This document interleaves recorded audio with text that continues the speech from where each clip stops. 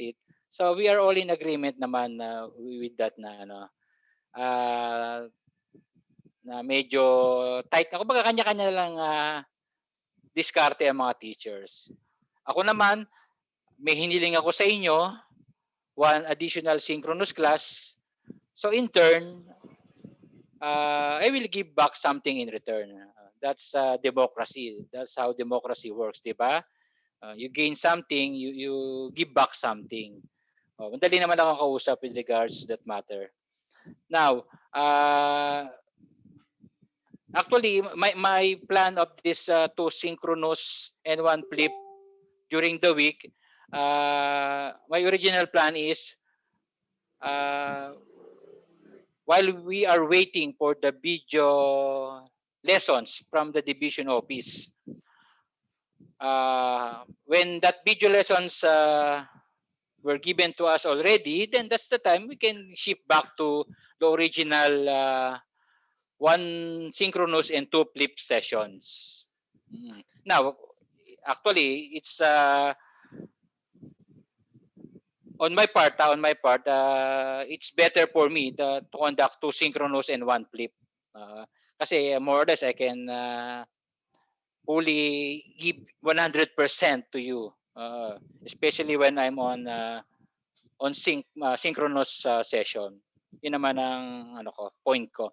But if I will feel that once I receive the video lessons, if I think the video lessons will more or less sufficient to augment yung teaching learning process, then I can readily shift back to the original schedule, which is one sync and two flip. Wala namang problema doon. Hindi kasi natin alam kung anong klaseng materials we will be receiving from the division office. Baka hindi siya yung gusto nating material na kahit hindi tayo nagdi-discuss, hindi rin makatulong yung video lessons. I will check the video lessons muna. Kung sufficient sa tingin ko in content, then I will gladly give back the other synchronous for all of you. So for this week, this is our first meeting. On the second meeting, discussion again. Then on the third meeting, which I think is on a Friday ata tayo, no? On a Friday, that will be flipped, and that's the time we will answer the graded worksheets. It depends on what modules we will finish for the week. Actually, I'm planning to finish 3 modules for the week. Today will be modules 4 and 5. Actually, if you have received and read the materials I sent last night, you will notice that the topic were very, very easy naman talaga with regards to modules 4, which pertains to definition and identification of arithmetic sequence. And module number 5 is about the general term of an arithmetic sequence. Napakasimple. Kaya I think I can combine those two topics in one session plus on a diminished time. So actually in 30 minutes kaya kong i-discuss yun. I know your abilities naman.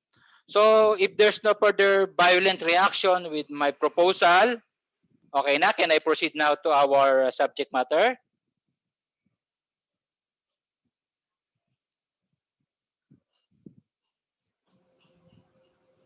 Okay na po, sir. Okay na, okay.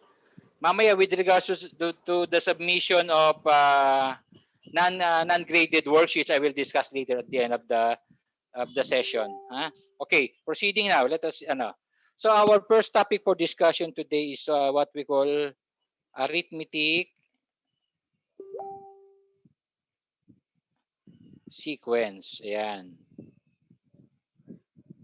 During the course of our discussion sa mga first part natin, wherein we are discussing generating patterns, and as well as in module 3 when we happen to discuss general terms of a sequence also, I try to shy away from using the term arithmetic sequence. As much as possible, I'm using the term number progression because not all sequences are arithmetic in nature. By definition, arithmetic sequence, or hear this out, my dear students. Arithmetic sequence is a sequence wherein consecutive terms have a constant or common difference. To more likely explain that, let us look at this example. Okay, as you can see on the screen is the sequence 7, 13, 19, and 25. We've been dealing with this many times already. As you can see, by inspection and what we are doing, we simply subtract or get the difference between the two terms. Plus 6, then plus 6 again to go to the next two missing numbers. Okay, so in a sequence, there is what we call the first term here. We call it A1. The second term here, we call it A2. And the fourth term, then so on and so forth. Up to the 100th term if you wish to. Okay.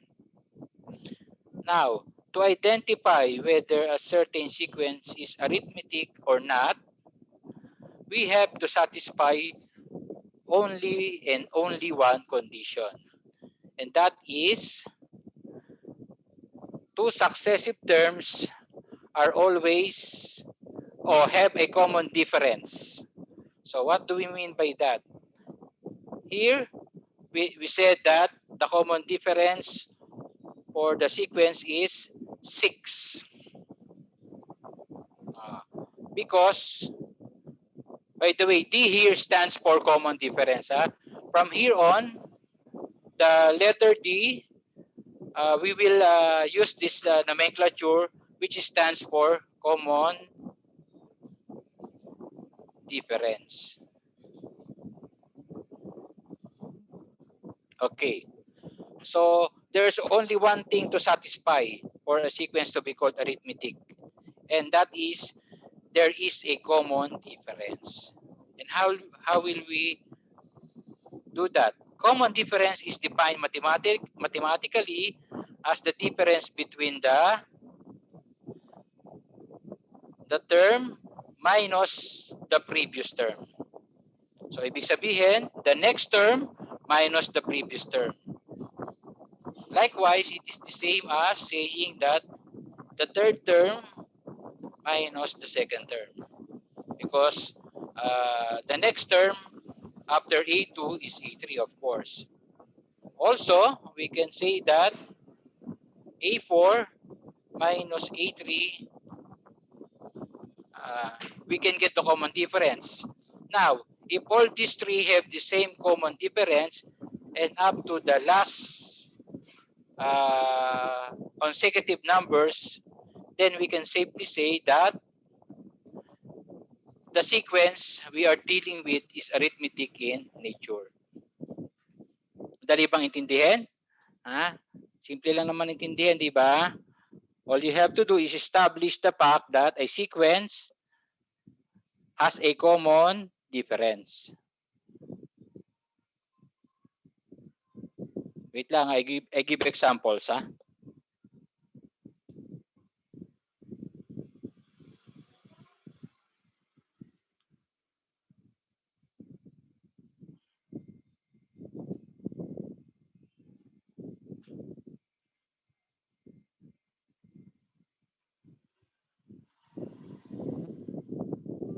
Okay, one example is this. In the sequence,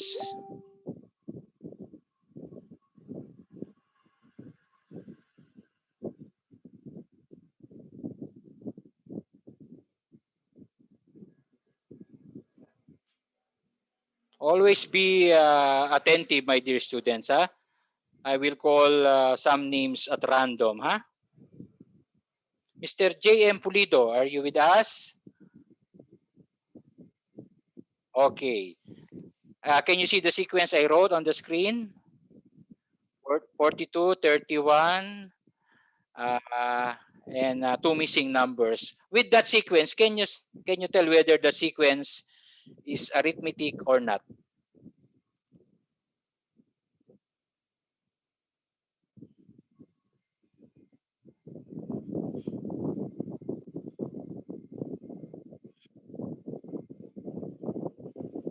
No. Why did you say so? First things first, how do we define arithmetic sequence again?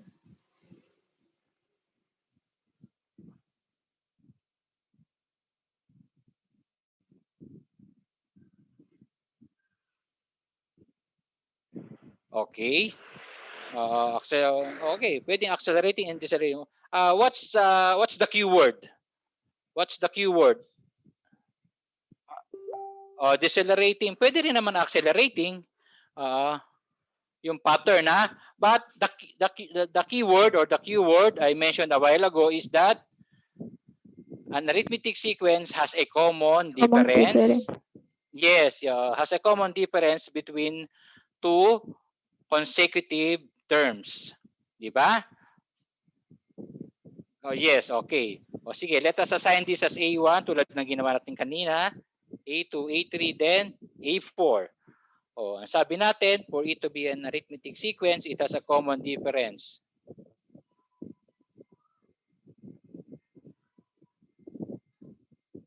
Ayan, nabura ba?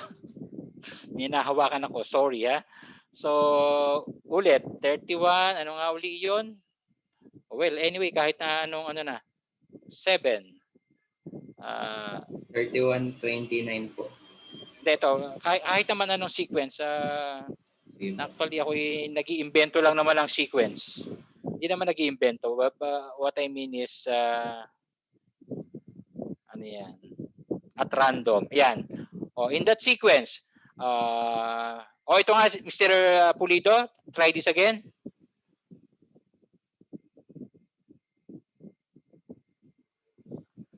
Sabi natin, for it to be called an arithmetic sequence, it must have a common difference. So that means the common difference starting from the first term up to the last term, kung saan man siya aabot, should be the same. And how? Yes.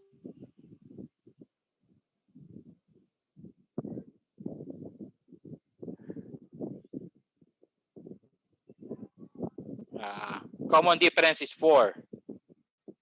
Will that be a positive or a negative? Okay, negative 4. Di ba sabi ko kanina, I defined a common difference mathematically also.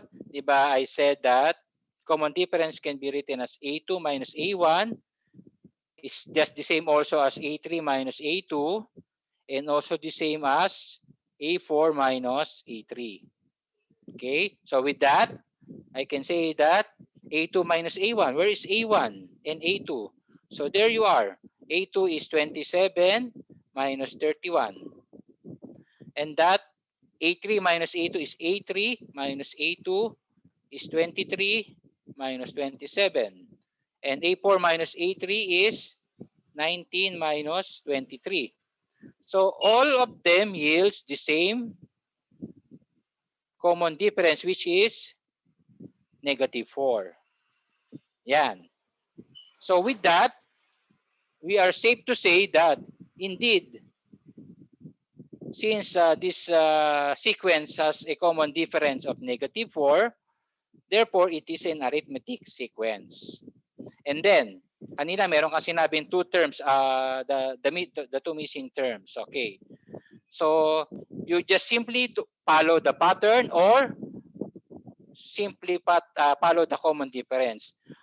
You simply add the common difference starting from here going forward. So with this, ibig sabihin 15 plus negative 4 or the same as 15 minus 4, that would be 11.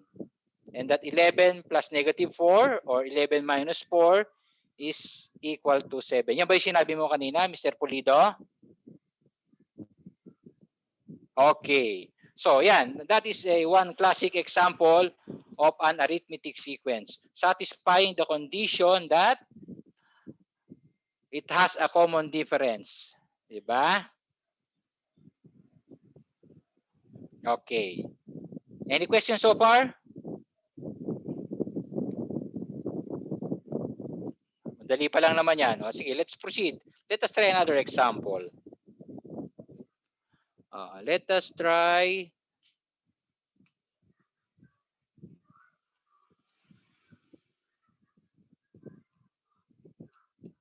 wait lang ha, mag-iisip tayo.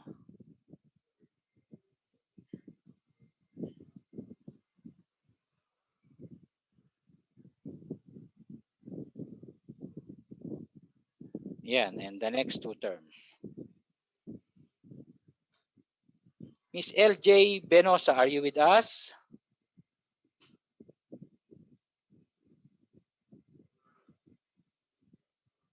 LJ, Sir, I think hindi po siya maka-join. Hindi-disconnect po siya. nadi-disconnect. Parang it's been quite a while, Jelaine, ano, that may Opo, problem sir. si LJ sa connection, ano. Yes po. Tsaka po yung devices po kasi nila. Limited lang po. Ganon. Meron akong lumang Galaxy S10 dito. Tatanggapin kaya ni LJ? Just joking, ha? Sir, ako po, tatanggapin ko po.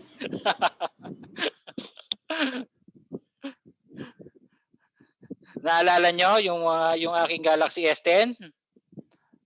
My dear Anjo, Gala, and Calci? Yes, sir. Akin na lang. Yes, sir. Remember that? Wala na. Luma na. Pinalitan ko na. Okay, Miss Jeanine. Yes, sir. Can you tell us whether this sequence is arithmetic or not? Sir, it is. Yes, why did you say so? Sir, the common difference po is positive 3. And how did you do that? How did you find out that the common difference is 3? Sir, nagbilang, pinilang ko po kung ilan. As in, simply by inspection. Opo. Okay, that's fine with me. Okay, let me show you how. Actually, hindi lang maipaliwanag ni Jeanine, pero ganito ang ginawa niya. So, just like the previous definition of common difference, wherein A2 minus A1 is equal to A3 minus A2 is equal to A4 minus A3. My dear students, remember that. Kasi when the sequence is more or less a little complicated already, that formula is very useful. For simple pattern like this, wherein you can easily identify the common difference by inspection, it's okay. However, if it is decimal, it contains decimal already and fractions, there lies the problem. You need to work on the equation. So sabi natin yan, A2 minus A1 is equal to A3 minus A2 and so on. Okay, with that, sabi natin ang common difference is negative 9 minus negative 12.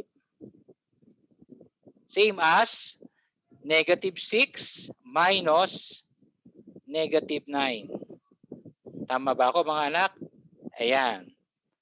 So, tama na yung dalawang example. So, here we can define the common difference now as, so 2 negatives is positive. So, that means negative 9 plus 12 would be what? Positive 3 po. Ay, positive pala. Positive 3. Di ba? Positive 3 nga ba? Yan. And this one also, negative 6 plus 9 would be positive 3 again. Okay. So, we are safe to say that the common difference is 3. Since the common difference is the same for two successive terms, therefore, we can say that this specific sequence is arithmetic in nature. Oh, finish up, Miss Janine. Supply the missing two numbers. Sir, 0 and positive 3 po yung sunod. Okay, 0 and positive 3. To get the succeeding terms, simply add the common difference starting with the first term going forward. Okay? Okay, let's try another one.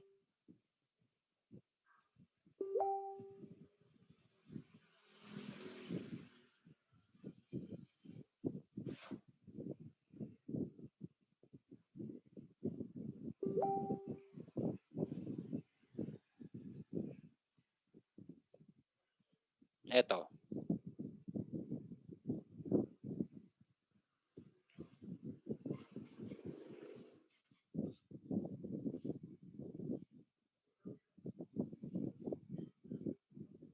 Okay.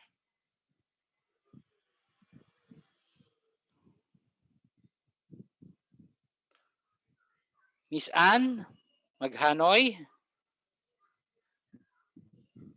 Yes, sir. Sige. If you wish to get a ball pen and a paper, you may do so. Work on this and tell us whether this sequence is arithmetic or not.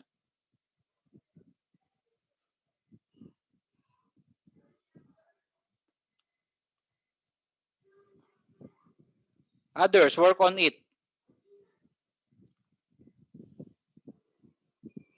Sir, excuse po. Yes, my dear. Hindi daw po makabalik si Francis Gapal. Baka po hindi siya makasali sa remaining time po ng synchronous. Yan ang isang problem natin. Talagang we have to deal with that every day of our lives. Hanggang June of next year. Ano? Well, anyway, let's hope for the best for her.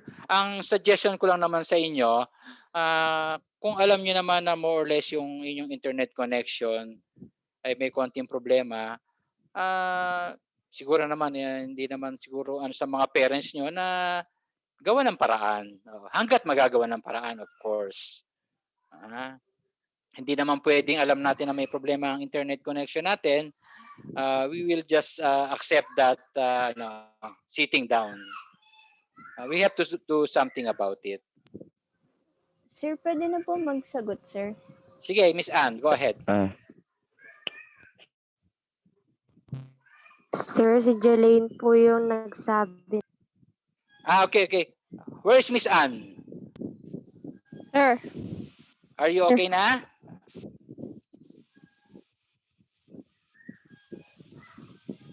Yes, sir.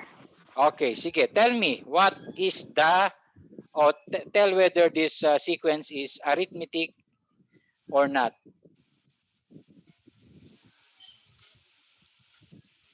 First things first. What do you need to determine whether a sequence or not? You need the common difference, di ba? Common difference po. Okay. So you must ensure that the common difference is the same all throughout the terms, di ba? Just like what we've been doing. Sabi natin, D is A2 minus A1 is equal to A3 minus A2 and also equal to A4 minus A3. Okay na siguro yung tatlong yan. Sige, let's work on this, Anne, together. So sabi natin, A2 is 15 over 2 minus what? The A1, which is 5. Yan na yung sinasabi ko. If those are pure whole numbers, it is easily identifiable, the common difference. However, if there are fractions given, ayan, at least we need to do a little work. Sige. Paano yan? Sir, ano po? Yeah, let Ann finish. Let Ann finish this. Ha? Sir, para po. Kaya. Sir, yung ginawa ko po kasi, ginawa ko pong 10 halves yung 5 since since same lang sila ng tama. Same sila ng value ng 5. Ginawa ko pong 10 Okay. halves para mas madaling i-minus. Yes, I agree with you on that. Okay. And how about A3 minus A2? So that would be 20 10 halves po. minus 50 halves. Sabi mo nga, you will change into 20 halves. Because in working with fractions, siyempre, it is easy to work with the same The same denominator. denominator. Yes. May natutunan ka pala sa grade 8, ano? Ano ba? Grade 7 fractions? Grade 7, ano? Yan, tama ba? Tama. Elementary pa ba yan, Ann? Yes Oh, po. and finally, A4, that would be 25 halves minus 20 over 2. Tama ba, Ann? Yun yung ginagawa mo, di ba? Yes po. Okay. So finally, the common difference is what? 5 halves po. 5 halves. For this one alone. How about this one? 5 halves din po. Okay, 5 halves. And finally, the last one is 5 halves also. Since they have the same common difference in any part of the terms, what can you conclude then? Sir, it's an arithmetic sequence po. Yes. Thank you very much. This is what we need to determine whether the common difference is the same all throughout any part of the sequence. Okay, one last example. Try this.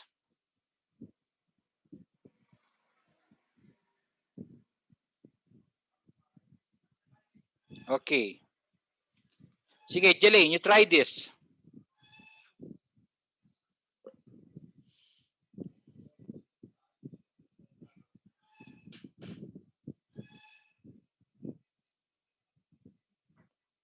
Jelaine?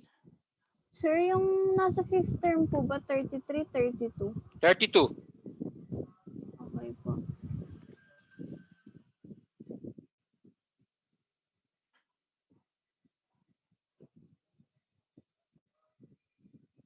Sir, kukunin ko rin po yung missing terms. Yes, Okay. Yung missing terms po, 64 and 128. And actually, the real question is this sequence arithmetic or not? Sir, not po. If I'm not mistaken, geometric po siya. Sino masabi sa Sorry. geometric? May tinuro na ba akong geometric? Hindi pa natin pinag-uusapan ng Wala geometric. po. Sorry, sir. Ako, I hate to use terms which we haven't discussed yet. Alam ko you are all advanced readers. And I'm so happy with that. Pero as much as possible, di ba? Stick on what we have on the table. Okay? Okay, sabi ni Jelaine, Yes, sir. ano nga ulit sagot mo? Not arithmetic. Because by simple Apo. definition that to be an arithmetic, the common difference is 2. So, ibig sabihin, the common difference should be the same all throughout. So, that means you need to find the common difference. And by inspection, kitang-kita mo naman that the common difference here is 2, here is 4, and this is 8, and this is, ano nga ulit ito? 16. So, okay. So that means indeed the letter D common difference is not the same, diba?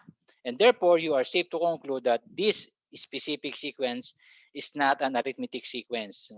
Ngayon, hindi naman natin alam kung geometric pa yan, kasi hindi pa natin pinag-aaralan. Malay ba natin kung ano yung geometric? Hindi ko pa nga alam yun eh. Buti pa si Jelaine alam eh. Okay? Kami na say. Any questions so far? Arithmetic sequence, definition and identification. Remember class, always use this formula. Kasi there are times that you will be given sequence, not all numbers. Sometimes you will be given sequence in terms of variables also. Huh? Let us say you will be given the first term as x plus y. Then 2x minus y, the second term, the third y is x minus 3y. Like that. For example only. Huh? Of course, it is very difficult to analyze by inspection. So this formula, which I am writing right now, is the most useful formula to get the common difference, especially if the given sequence pertains to variables. Do you get me? Yes, sir. Okay. So if there's no further question, I will proceed to the next topic, and that would be uh,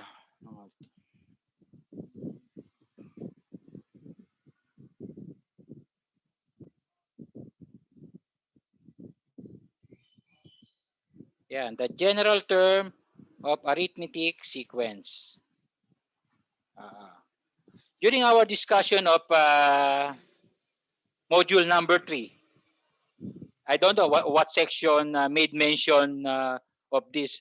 Sir, is it the same as may sinabi siyang quiz? Sabi niya, sabi niya, A n daw is equal to A1 plus n minus 1 of D.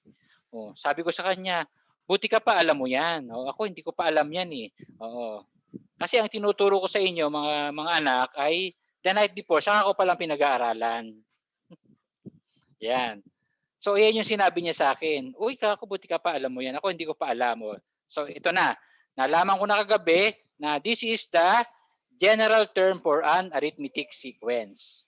So, alam na natin, how do we establish an arithmetic sequence? If it has a common difference. So, with this example, say 20.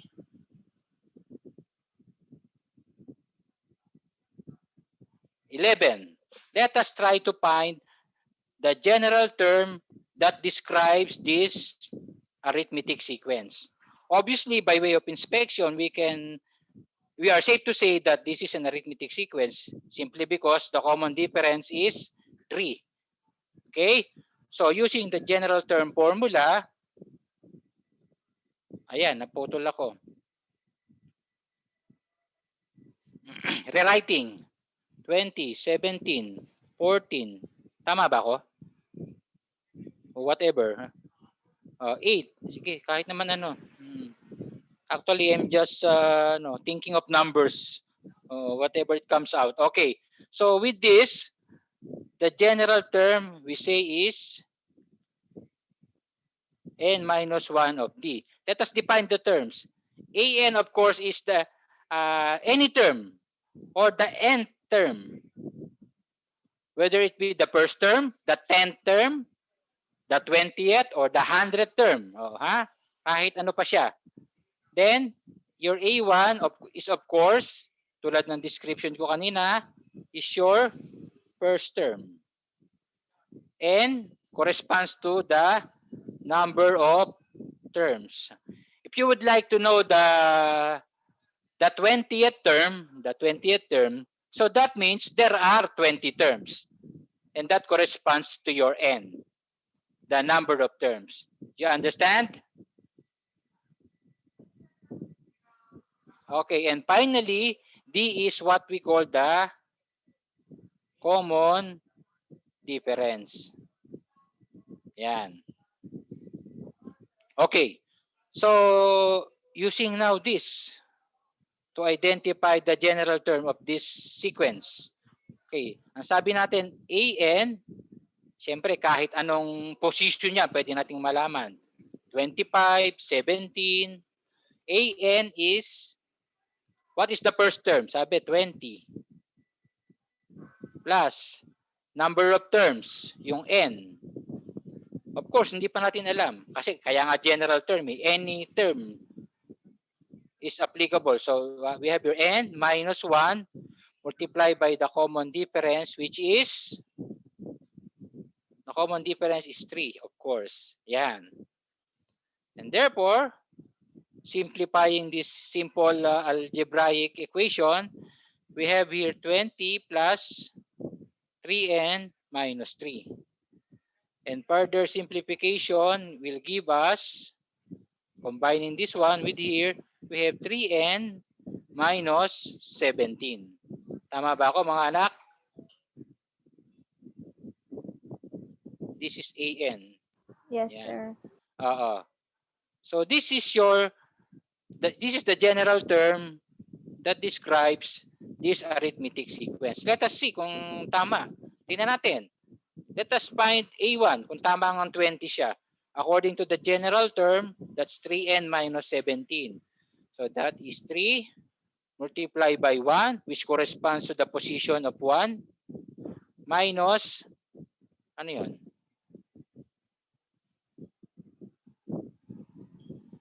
(3n). Bakit minus 17? Hindi ba plus 17? Sorry plus 17 pala. 3 plus 17. Yan. So mukhang tama naman. This is 20 corresponding to the first term. Let us try A2. Ang A2 ay 3n. Second term again corresponding to this one. Nakikita niyo yung tinuturo ng stylus ko?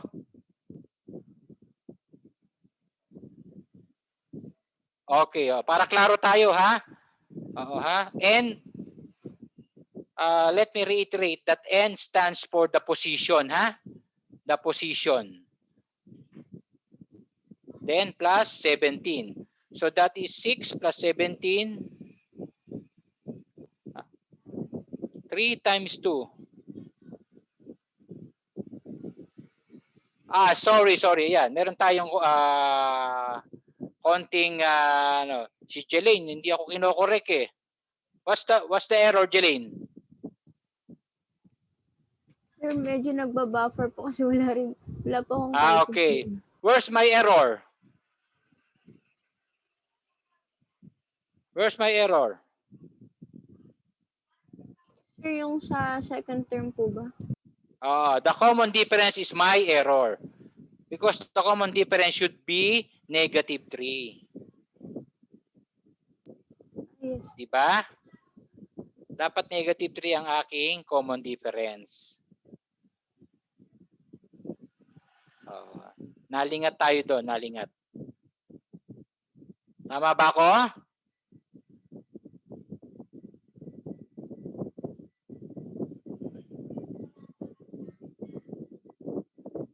Yan. Our common difference should be negative 3. So rewriting again. So 20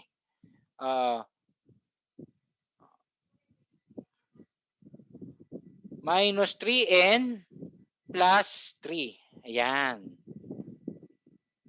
That should be our an. 20 minus 3n plus 3. Do you agree with me? Yes po, sir. Yung distribution of signs na po. And at the same time kasi, ito yung error natin kanina. Hindi natin napansin that the common difference should be negative 3. Kasi, tulad na sinabi ko, even me commit that simple error that I didn't use the formula A2 minus A1 or A3 minus A2. I just simply look at the number 20 and 17. Diba? And take note that the difference is 3. I didn't realize that it should be 17 minus 20. And therefore, the common difference is negative 3. Diba? Okay. So, continuing. So, simplifying this one, it becomes now an is equal to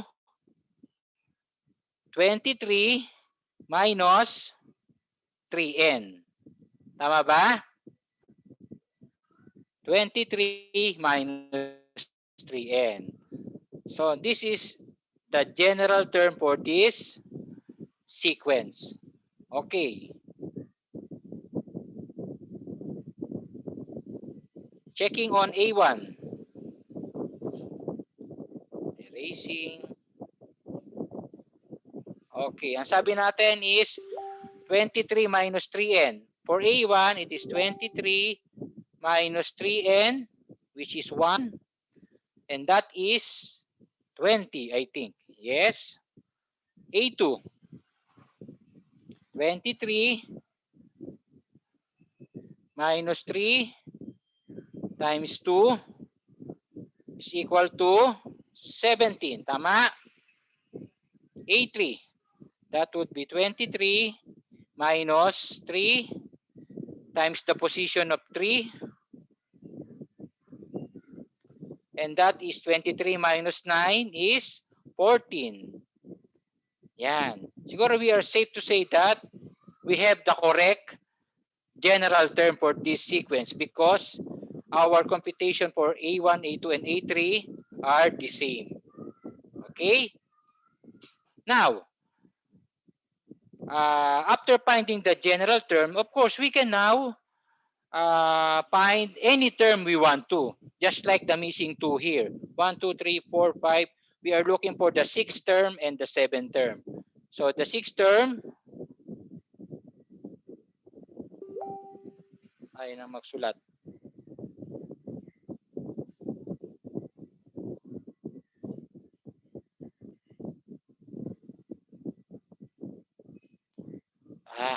Wait ha. Ayun ang magsulat ng stylus ko. May nagalaw na naman ako.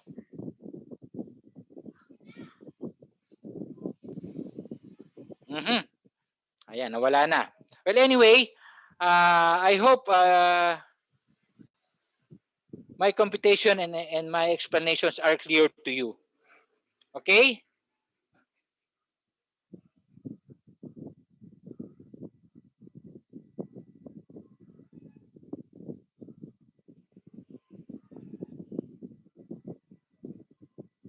Hello? Hello, still there? Opo. Yes, sir. Yes, Mukhang sir. na-disconnect ako for a while. Ayan, nabura yung aking screen. Sorry. Ha? So anyway, the idea is for the general term, yun nga, share, wait ha. Okay. For the general term, always use this formula. The basic formula for an arithmetic sequence. Remember that N stands for any term. Whether A5, A6, A100, the D is the common difference and A1 is the first term. Okay, as an exercise, Module 5 pertains to this. Madali lang naman mga anak. Any questions so far dun sa aking explanation?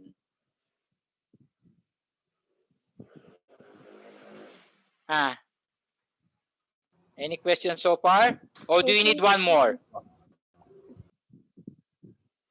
O sige, quickly. Quickly, gawa tayo ng one more. 5, 11, 17, 23. Okay. Find the general term for this sequence. Okay? So, ang sabi natin, AN should be this one. So, the first term is 5 plus N minus 1. Still N because hindi pa natin alam kung anong term ang gusto nating malaman.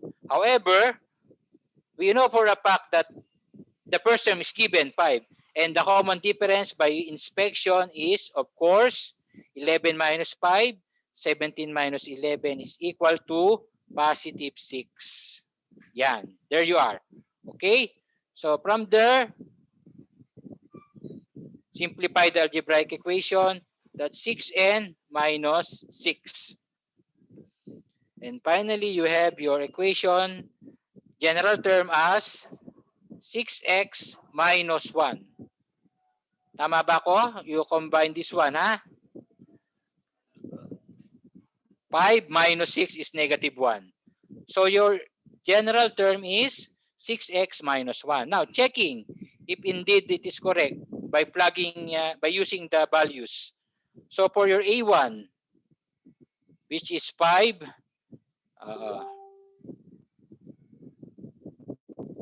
okay, for your A1, we have here the first term 5 plus N minus, sorry. We will be using na the general term. For A1, we have 6 times 1. Saan ang galing ang 1? 1 stands for the position you are looking for. The first term. Minus 1. And therefore, your A1 is 6 minus 1 is equal to 5. Your A2 is, according to the general term, 6n minus 1, that is 6 times 2 minus 1. And that is 12 minus 1 is equal to 11. That's your A2. Your A3 is, finally,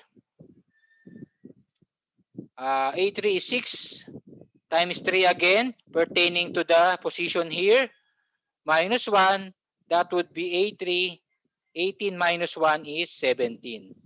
So, that means we have a correct arithmetic, general term of the arithmetic sequence because we were able to get the exact sequence using the general term. Naintindihan ba ako? Is everything clear? Yes, sir. Okay. Okay, with that, you can continue with this arithmetic sequence identification and telling whether it is arithmetic or not and finding the general term of the arithmetic sequence. Your modules number 4 and 5, you can work on it anytime starting today. Basta at the end of the week on a Saturday at 11:59 p.m., you must submit the result of your activity. You will check your own work. Then I will give you the template on how to do it. I will send in the GC later. You need to summarize module, yung previously done modules like modules 1, 2, 3. You need to summarize the scores, starting with pre-test up to the post-test. Then at the end of that, you need to sum it up, total, let us say 50 over 50, and then let your parents or guardian sign that sheet of paper, then send it by a Google Classroom in our Google Classroom. Okay? If there's further question, I will entertain questions after 3 o'clock in our GC. Okay? Okay, with that, let's wrap up the day. Bye for now, my dear G10 marks. Thank Bye, you, sir. sir. Thank you. Thank you, Thank you, sir. sir. Jelaine, Thank please you po. pass back Thank you the po. hosting. Thank you po.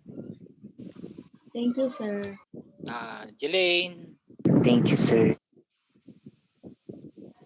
Okay na po, sir. Okay, thank you, Jelaine.